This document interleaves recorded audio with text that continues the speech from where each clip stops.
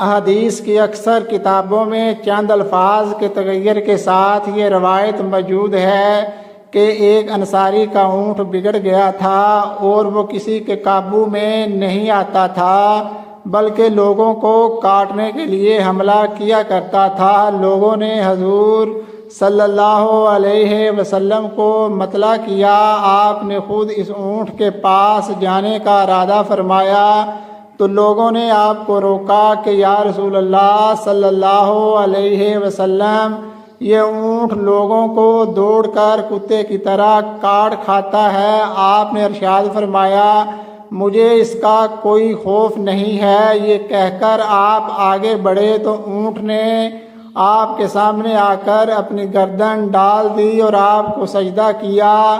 آپ نے اس کے سر اور گردن پر اپنا دست شفقت پھیر دیا تو وہ بالکل ہی نرم پڑ گیا اور فرما بردار ہو گیا، اور آپ نے اس کو پکڑ کر اس کے مالک کے حوالے کر دیا۔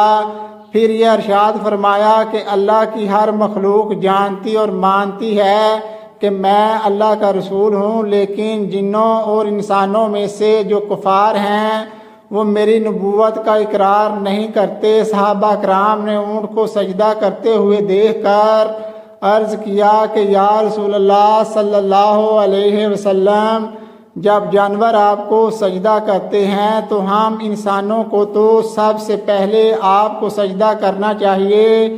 یہ سن کر آپ نے فرمایا کہ اگر کسی انسان کا دوسرے انسان کو سجدہ کرنا جائز ہوتا تو میں عورتوں کو حکم دیتا کہ وہ اپنے خامدوں کو سجدہ کریں۔